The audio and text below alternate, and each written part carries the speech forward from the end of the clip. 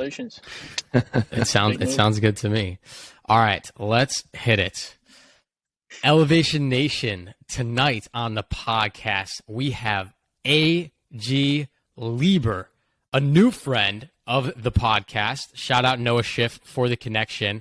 Coming in from Cali. Now, the focus of this episode is going to be around the concept of change, changing your major, changing your career, changing up your outlook on life. As a graduate from college, it's sometimes easy to think that you are stuck in your major, stuck in your career path, and stuck on this endless journey for the next 40 years. Because that's how I felt when I graduated. But AG's story is going to inspire you about how you can mix up your major, change up your career path, and honestly, create the life that you want. So AG, we're pumped to have you on the Elevation Nation podcast, man. So welcome. Thank you very much. Thanks for that build up in that intro. And yeah, shout out Noah Schiff for introducing us. It's super cool to be with you guys. AG, I am pumped for this, and it wouldn't be an Elevation Nation podcast if I didn't stalk the guests coming on the Elevation Nation guest. So I'm looking right now at your resume that I think you posted. What was it? I literally just typed your name into Google, and your website came up. I pulled up your resume. It looks a little bit outdated, but I gotta say, bro, like, wow, I'm impressed. There is a lot. Oh, I see a ton of different coding languages, a lot of stuff I just never even heard of in my entire life. I see UI, UX design. I know that gets Sam going. 3D printing as a hobby and stand-up comedy. Wow. That's incredible. I'm so pumped for this conversation. So it wouldn't be, though, the Elevation Nation podcast, AG, if we didn't have you give an elevator pitch about who you are. So tell Elevation Nation who you are and what you're up to these days. Sure. Well, I'm AG. I'm from Southern California, and right now, I went to school there as well. I graduated with computer science from USC, moved up to the Bay naturally. Originally pulled by a job, but stayed because I think it's a great area, and now I'm just really exploring and, as you said, shifting paths a lot. I recently started a new job working in autonomous vehicles as product manager. So that's my latest gig. And that's kind of what I'm doing these days. But I'd definitely like to highlight that still on the journey, still on the ride, still adapting and taking it one day at a time. And that's perfect, brother, because we all are on this journey. I think, Parker and I started the Elevation Nation podcast because when we graduated from Maryland, we both felt really lost. And while this podcast has certainly helped us feel better, I think we all are still trying to figure out young adulthood, this journey of life, where we want to go. So that is perfect. By no means do we think that you have all the answers, and Parker and I certainly do not. It's all about just hearing a new, fresh perspective on how someone's living their life. So this is going to be a great conversation. For you, AG, and for Elevation Nation, if this is your first episode, we want to break down our concept that we are obsessed with, that we're going to structure the entire episode around, which is mental fortitude. So, AG, mental fortitude is something Parker and I absolutely love, and we think it is the framework or the missing piece that young people need in their lives to conquer the real world and feel fulfilled. And so for Parker and myself, we break down mental fortitude into 3 parts: self-awareness, vision, and accountability. So that's how we're going to try to structure this conversation, because we think that when you have those 3 things, you're truly able to hit the ground running, conquer the real world, and feel fulfilled each and every day. So with that being said, we're going to hop into our first section of mental fortitude here, which, like I said, is self-awareness. So we got, I guess this might be a little bit of a tough Japanese game show type question for you, AG. We didn't prep you on this, bro. But if you could pick one word to describe you, what would it be? Besides having sick flow, which Elevation Nation you can't see, but he's truly a Cali bro now with some awesome flow. I'm trying to get there. So besides that, AG, what do you got for us? Thanks for commenting on the flow. It's a new thing as well. Like I said, always on the journey. We'll see where it takes me. One word to describe myself. That's obviously tough. I would say,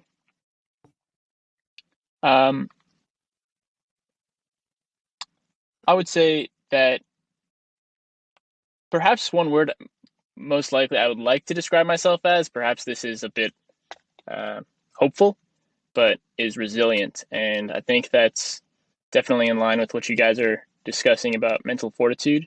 And I know that's not one of the words you picked of the three sections, but that's kind of what I keep in mind and what I strive to use as a compass, be more resilient. Love that you use the term compass, because the compass is supposed to guide us in the places that we don't know how to get to the end, right? And you say resilient in the sense that you hope to be resilient, but I'm sure you've been resilient in your life before, right? So for sure. Was there I meant it more so it's a continuous aspiration, and you can always be getting better. And love it. So was there like a moment growing up, maybe it was recently, maybe it was 15 years ago, that was a big impact, that had a big impact on who you are and giving you that attribute of being resilient? Yeah, I guess definitely not one. It boiled down to one specific defining moment, Spider-Man superhero arc type moment. But I'd say something that has definitely been super formative for me is being involved on a sports team. And particularly for me, I'm super into basketball. And as anyone who's played team sports knows, that there's a lot of ups and downs and moments that are super challenging. And for me, I think obviously as a metaphor for the ups and downs of life, it's a great thing to draw back on and think, okay, how was this maybe like that experience, or as a template looking back at how can I come back and get even better from this, and look at a situation as either, winning or learning. So that's, I don't know, definitely an impactful experience in my life. Hear that, Sam? Winning or learning? You know what that sounds like to me? You know what that sounds like to me? I was waiting for you to say it, dude. Go ahead. It's a win-win situation no matter what, right? And that's just like so AG, we've talked about this many times on the Elevation Nation podcast with many guests, is that you push yourself outside your comfort zone, right? Or you put yourself in a situation where you're uncomfortable, or you think, is very challenging. And when you do that, I mean, Sam and I, we have this mindset that I think it's a win-win situation. You don't lose if you're able to put yourself in a challenging situation, right? Yeah, that's definitely true. And I think it's important to frame it that way. I think it's also important to keep in mind that although, like I say, winning or learning, you do lose. At the end of the day, the scoreboard isn't in your favor, and that's going to hurt. And, pretending like it's not a loss, I think is not really the point of it. The point of it's like saying, it's a growth experience, and it's a thing that I can learn from and get better from, and it's an important part, and you can't have success without failure along the way. And yeah, so I agree with you, the sentiment, of course, of like looking at it as a win-win situation. And you definitely got to take a shot, shooter's got to shoot. I love that you said and kind of called Parker out by saying it still is a loss at the end of the day. And the reason why I love that is because Parker, there's this one episode where I also kind of said, well, it was a failure or whatever. And Parker's like, it's a win-win situation, and gave me a bunch of crap for a long time. So I'm glad that someone also thinks, yes, it's a win. You learn from it, but you can't disguise all the times that you failed as a win, because if you do that, you won't be able to develop resiliency, right? That loss that you had and those struggles that you went through, and you realizing and appreciating that I did fail or I did lose, that helps build resiliency. So I know what Parker's going to say, well, that makes you win because you're learning resiliency, which I agree with. There's the actual win, bro. There's the actual win of like the scoreboard. Okay. You either win on the scoreboard or maybe you lost, but then you learn. And that is the intrinsic win, Sam. Fair enough. I I'm mean, with you. I'm just giving you a hard time. different strokes for different folks. Whatever helps Exactly. you get better. You know? Exactly. No, so But I agree with your point about, for sure internalizing and recognizing the loss in order to build. And, if you don't humble yourself in that experience, you're not going to get that, second part of totally. the win experience. Yeah. And I want to add on to this concept of resiliency, the word that you picked for yourself, AG, because you ended up changing majors in, the middle of college at USC, right? And totally switching paths. And I think when people hear the word resiliency and what we were just talking about is situations where you fail or where you lose. But I would argue that resiliency can also be built upon change or upon being uncomfortable or upon going in a different path. Because I wouldn't say you changing majors was necessarily a loss or a failure, but I think you needed to exude resiliency to be able to pick yourself off, say, all right, I got to change paths. Some of those classes I took maybe don't count anymore. All the things I learned maybe have to be thrown out the window. I have to have a different mindset. Whatever it may be, you needed to be resilient and come back from that. So I would argue that you've been, having resiliency throughout your life and your career, more so than just times that you failed as well, but times that you've changed. Well, that's definitely nice of you to say.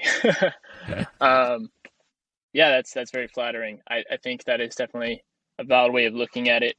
To the point about, hopefully some practical advice, hopefully to listeners out there, at least from my perspective, something that allowed me to, like you say, in the case of switching a major, but other situations as well, I deal with the fact that, hey, there's a sunk cost here.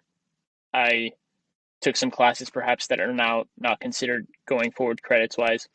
And obviously those are factors to consider. Like, some majors are completely night and day, and, it's not as easy to change lanes, right? You want to change one lane at a time sometimes. But with that said, the way I look at it is, it is, better to be at the bottom of the ladder that, leaning on the right wall than, halfway up a ladder to a place you don't want to go. So, looking at it that way, I think it's obviously a step backwards to take a step forwards. And sometimes, to stretch the metaphor, you may be hopping from one ladder to another, but in that hop, you go down a couple rungs, not necessarily climb down all the way, but you go down a couple rungs. But if you're now on the right ladder, I think it's a worthwhile move, and that's kind of how I try to look at it. I love that. I think I'm like picturing it in my head, me jumping from one ladder to the other, and then I'm thinking, wait, like AG, we need to make a video for Elevation Nation of like some cartoon, like jumping from one ladder to the other, and we. I was going to say, Parker, metaphor. Don't do that for real, man. We don't have good enough insurance to cover any injuries. Dude, I don't have a ladder to start, bro. I don't like. Oh, that's weird, because that's not what you guys said before we started recording. Oh, okay. You guys said all that would be covered. Fair enough. So I got some questions about vision, AG. Now we move to the next section. So Sam and I believe that with mental fortitude, self-awareness is the groundwork. That's the foundation for getting going, and it informs your vision for where you want to go. When you were younger, like, what did you want to be when you grew up? Like, did that always change? Did you always see yourself being in, I mean, you're from California. Did you always see yourself going into that world, in the tech world and whatnot? Or did you see yourself going a totally different route? Honestly, I didn't have like one specific defined vision. It was changing and is still changing over time as I learn more about myself. And I think that's, if I had one clear vision, I wouldn't have probably made so many changes. I would have been on the right ladder to begin with, right? So I think you learn and you adapt. And, in terms of having a vision, it's obviously important to have your sight set and to move forward, right? If you don't pick a destination or pick a direction to move in, you're just going to stagnate. So that vision is important. But I think it's also not a bad thing to consider a different destination as success, right? There's multiple roads to success, and they're not all ending in the same place either. So, as you go and you learn more about yourself and the situation that you're in, right? Then then you can adapt. And I think it's important to put yourself in those situations for learning and exploration. Back to the college major change, I took some time off to actually do some work in that field with the explicit intent of saying, hey, it's one thing to say I like this topic or this type of work in the realm of academia, but in industry it's totally different. And so my mindset there was get a taste, dabble in the industry and kind of reevaluate and learn about it. And so that's what part of what prompted that change. So to someone answer your question, you got to be able to change your vision as well. I think that's so well said, because one of the things we stress at Elevation Nation with this concept of mental fortitude is, taking the time to understand who you are with self-awareness, paint a vision, and then hold yourself accountable is not a once-in-a-lifetime activity. It's not like, all right, this year I'm going to figure out those three things, get mental fortitude, and be done with it, and be good. That's not how life works. Things change, interests change, opportunities arise, things fall through, and your ability to continuously adapt your mental fortitude and your vision specifically is so important. And I want to take a second to acknowledge the importance of that, AG, and your story, because I think there are a lot of young people out there that would put themselves in two different camps. I think we all have friends who fall into each of these categories. One that knew exactly what they wanted to do the moment they set foot on campus, knew their major, knew the career they wanted, and were ready to hit the ground running. And then I think there are other people who didn't really know, picked a major because maybe their friends were doing it or family said to do it, or they thought there'd be a lucrative career. They're now in a job. They don't love it.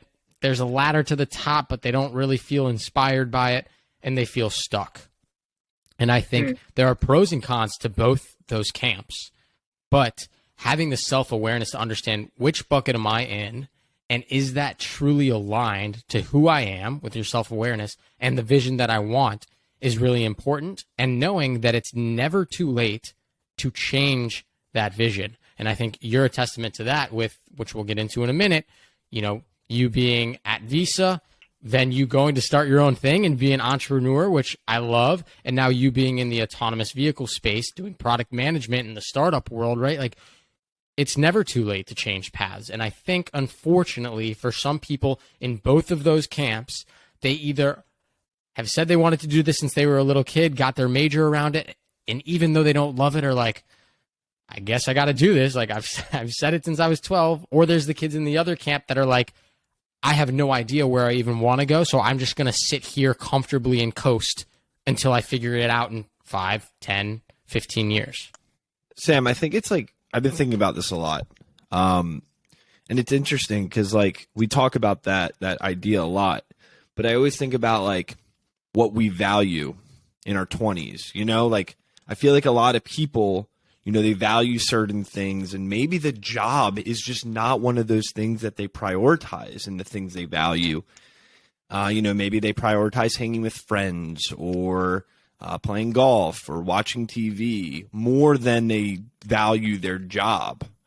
And then later on, they realize that the job is like almost like a third of your day, if not more. And you lose the passion for maybe the other stuff, but then you realize you're still in the job, and like now you're valuing the job more because it's like you got these things coming, you got bills to pay, and now like you're like looking back, you're like, damn, I should have made the change. I should have valued that more, and it all comes back down to self-awareness. So yeah, it's just interesting. I know you had something to say there for a second, AG, so feel free. To be honest, I don't know if I quite followed that whole train of thought. Okay. Fair enough.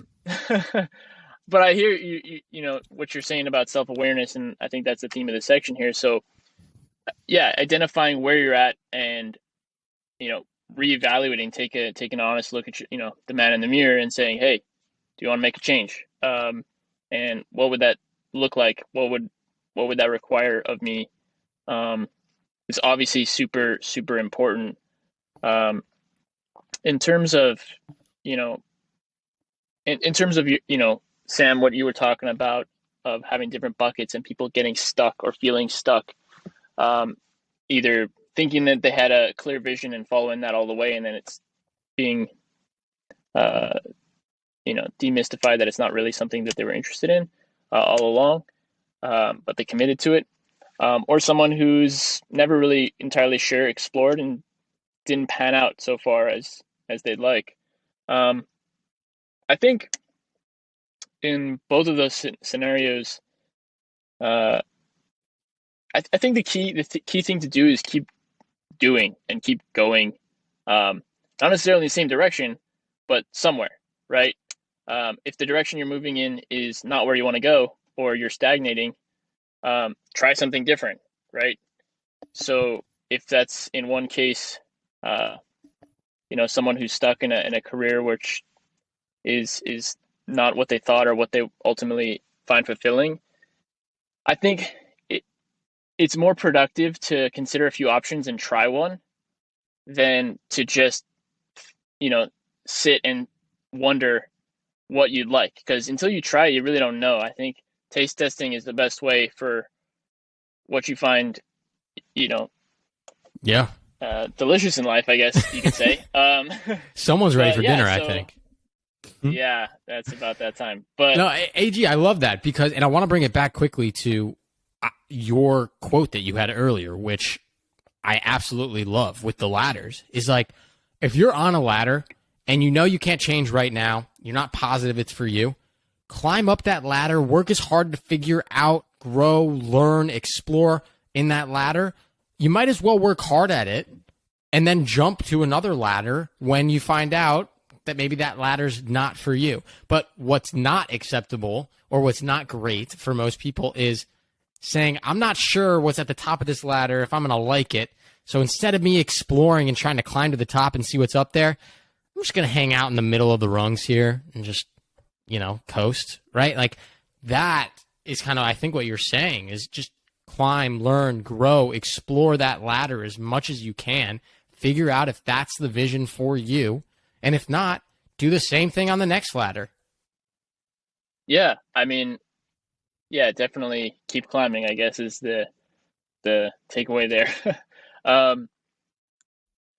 Yeah, I think you just gotta, like, just, not get stuck in the analysis paralysis and just wondering, take an action. Maybe try something you don't like. It'll just inspire you, and getting back to our win or learn situation, it's like, hey, you've tried something, you like it, great. That means, keep going. If you try something you don't like it, great. You learned what you don't like, and now you cross this, path off and say, hey, I need to turn around. So that's still a valuable experience, and I've definitely had my fair share of things that I thought, hey, this might work out. Try it and be like, this isn't for me. So those are very valuable experiences to have, and being too reserved to sometimes try something you won't like, I think is ultimately going to prevent you from trying something that you do like. AJ, I'm curious, what do you value more, doing something that you're really, really passionate about, or doing something that you're really, really good at? That's a great question. I would say passionate, for sure, because I think what you're good at can change through practice. And I like a challenge. If I only did things that I was good at, I joke that when people ask me, like, if I liked engineering, because I was studying that often, I was like, they're like, oh, do you like it? Like, isn't it hard? I'm like, yeah, I mean, I'd probably enjoy finger painting more, but that's not a practical option. So I'm going to do engineering because I have other considerations. And I do find it fulfilling and I do find it challenging. And I'm learning and growing. So I think also in to your point about doing something you're good at, it can also lead to stagnation as well, where if you're staying in your comfort zone of what you're good at and not putting more weight on the bar to push yourself to the point of failure or discomfort, you're not going to grow. And that's fine if you're just trying to chill out. But if you're trying to grow, then that's not how you're gonna do it. I just think it's so interesting the way you're breaking this down, because I know we're talking a lot about like work, but like I also think about like other aspects of my life too, like relationships. I'm thinking about For sure. the way I go about my finances, the way I go about my health, mental health, physical health, and like the conversation we're talking about right now is like maybe it's a change in diet, maybe it's a change in way of routine, maybe you know what I mean. So Sam and I always talk about on the Elevation Nation podcast about those buckets in your life that you prioritize. For me, I prioritize my mental and my physical wellness a lot, my relationships, and certainly the job I do every day. But we're curious, for you, what do you prioritize in your day on top of your job? On top of the job? Or it could be all the job. I don't know. Yeah. No, that's a great question, because everybody does have a different profile for how they break down their different priorities in life, and everybody typically has very similar buckets: friends, family, business, recreation, health, right? For me, I think, first of all, I think different times have different priorities, right? At this point in my life, I think my career is a higher priority than other times. I also think that, perhaps, definitely this is also a time where like romantic or dating is romantic interests or dating is obviously a higher priority, because it's a kind of a pivot point. So I think that's a very non-answer answer to your question, huh? Yeah, I guess. I think that Let's just say friends. Screw everything else. Sorry, family. No, I love it. But yeah, really, all those things are super important, and I think that it's very, very difficult to find a balance, and that's really the thing we're all trying to solve. And I don't have the solution for you guys. I think, well, the reason why I love that answer, that non-answer answer there, AG, is like, we are all trying to juggle it. And it is such a delicate balancing act, because if I put all my time into my career, I'm sure I would be super successful, but then I would be missing out on other things. So then you're like, all right, well, maybe if I work really hard in my career, I'll have more money. So then I'll have more free time to, focus on family and friends. So then you dial back work, you put more time and effort, energy and money into family and friends. And then you're like, man, I really want to be challenged physically, health-wise, and now I'm wasting all my time with my family and friends, right? So, like, we're constantly turning the dials on the different buckets of our life, trying to find the balance, to your point, in that time, in that situation that works best for us. It's not like, oh, I'm going to do 40% family, 30% friend, 20%, right? Like, it changes. It's not a retirement portfolio. You can't Exactly break it down in a pie, and set it for 60 years. Exactly. Sam, it's all about defining that vision, writing it down, being cognizant of what you want in your life. And if it is, you want to be the next, I don't know, partner at this firm, or you want to run a marathon, or you want to make $150,000 a year, whatever it is, you got to write it down and you got to go after it. You got to have something to hold you accountable. And accountability, AG, is the last piece of mental fortitude. Parker is so proud of himself for that transition, and honestly, that was a really good one. No, I'm just gonna let you run with it. That was beautiful. So we didn't talk, I think, enough about some of the actual experiences you had at the startup that you worked at.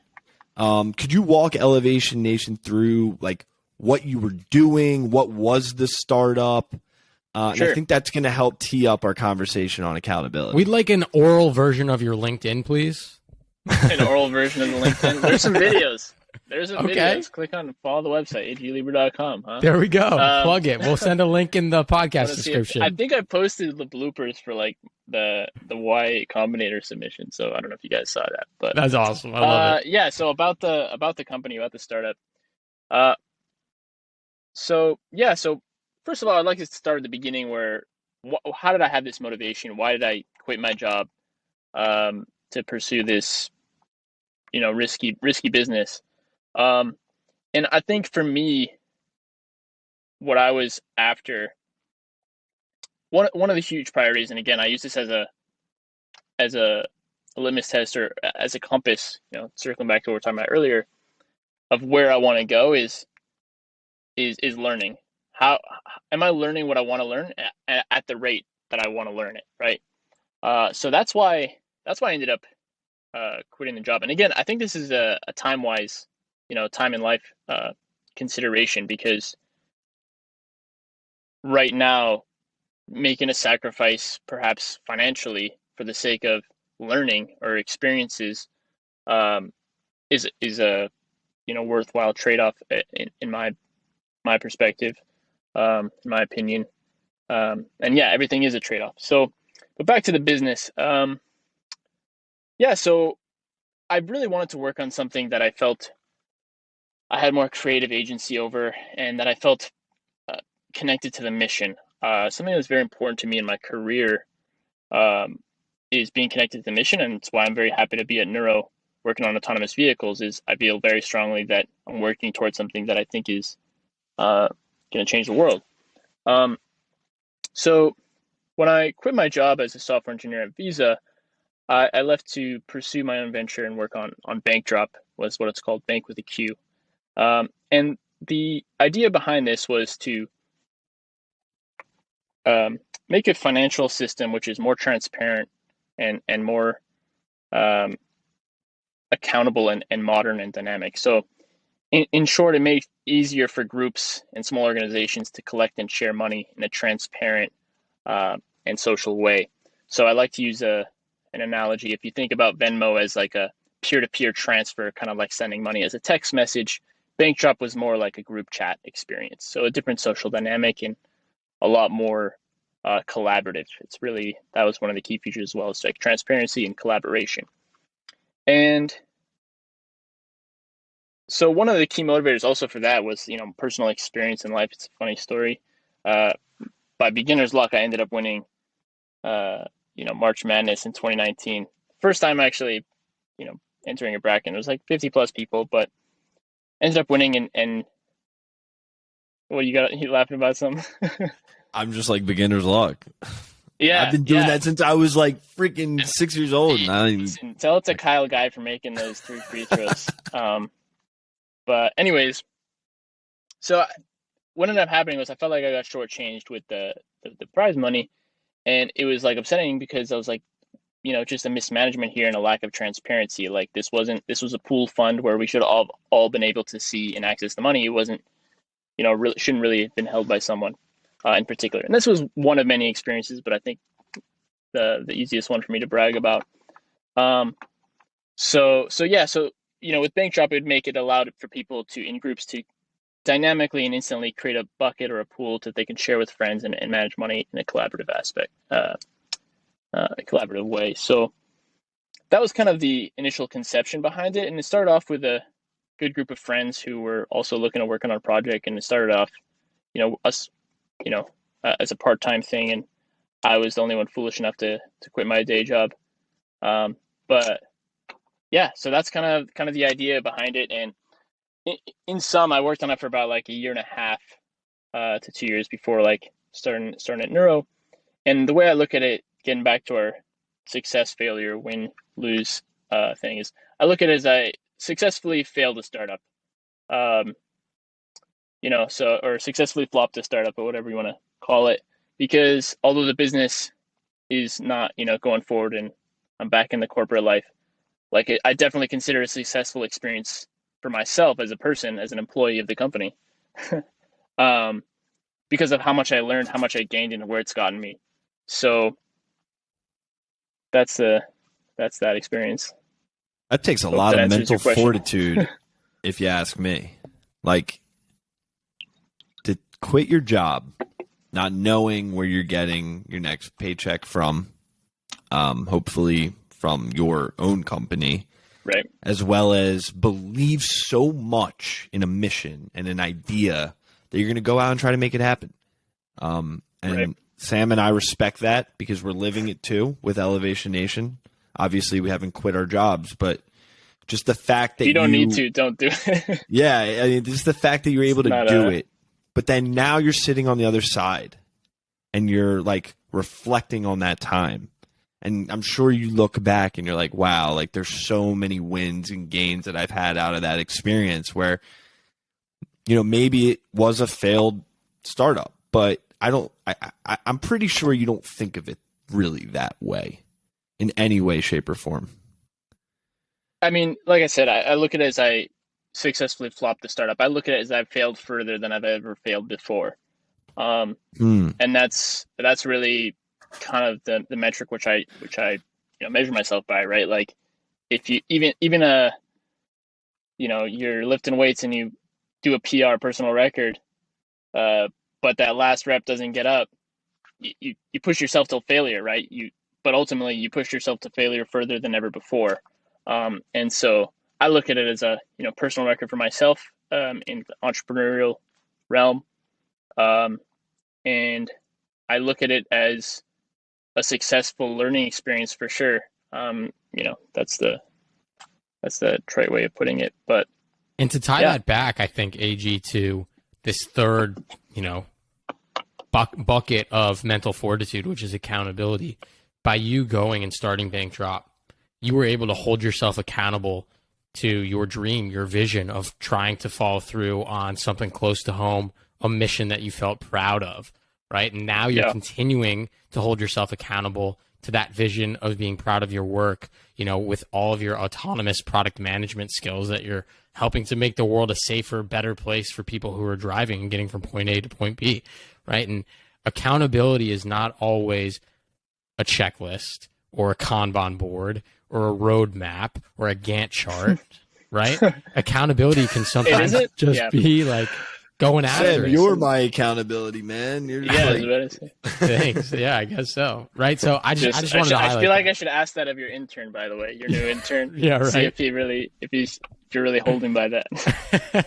I'm just OCD. That's why I use all those things. So that's different than accountability. But I think like that's taking that first step, believing in yourself to, hold yourself accountable for your vision is perfect. So I love that. And AG, those were the three buckets of mental fortitude. So how we end every Elevation Nation podcast is with two final questions. We've asked every single guest that has come on. So I want you to go back to USC senior year AG, right? Imagine that guy. What a blur. What a blur, right? If you could give advice to that version of yourself about to graduate college, what would you say? That is a great question. That would be quite the privilege to be able to send messages back to yourself in the past. What I would say is have more patience with yourself. I feel like, you come out the gate of college and everybody's really gung-ho about like, oh, wow, I'm going to do this, do that, new chapter. And they put a lot of expectations on themselves, I feel. And I think that a lot of people, my age in their 20s, including myself, of course, that's what I'm giving my past self advice, is like you get disillusioned and you're like, okay, like there's a lot of challenges and, obviously they say your 20s are great and, you have high hopes that things will work out. And again, to your third point about accountability, you want to hold yourself to a high level of accountability because you have high expectations for yourself. I think some things are a race. A lot of things aren't a race. And in terms of your own personal goals and in terms of how you want to live your life after leaving academia in a formal sense, giving yourself more patience, I think in the long run helps you go further. And in terms of accountability, I really think that an often overlooked aspect is you're gonna have times where you fall short of your own goals, your own to-do list, Kanban, whatever you said. You're gonna fall short, and punishing yourself unnecessarily or getting discouraged by doing so or is counterproductive. And coming at it with more of a calm mindset towards yourself and saying, hey, it's okay, like things will things will work out, and you don't need to mentally put a burden on yourself. I think makes it a lot easier to go forward. So that would be my advice. I think that sounds like mental fortitude again, Sammy. I've said it again because the way I think about it and the way Sam thinks about this concept, AG, is that if you have the self-awareness to know who you are, what you want in your life, and how you're going to hold yourself accountable, when you do reach a failure, it's the mental fortitude that's going to keep you going and get you out. And it's that mindset shift that when you have that failure, you have that drawback in your life, you just keep going and you don't allow that to drown you. But our last question is, that's I just want to say also, I'm very impressed you came up with a 3-step formula. It took a while. I have not heard that before, so I got to write that down. Yeah, it took a while, but AG, that's what mental fortitude means to Sam and I. We're curious. What does mental fortitude mean to you? Good question. Yeah, to be honest, I wouldn't have come up with those specific three steps or components of mental fortitude. Yeah, I don't think I have some profound, super, guru-esque wisdom to impart about what mental fortitude is, other than the fact that I think it's the ability to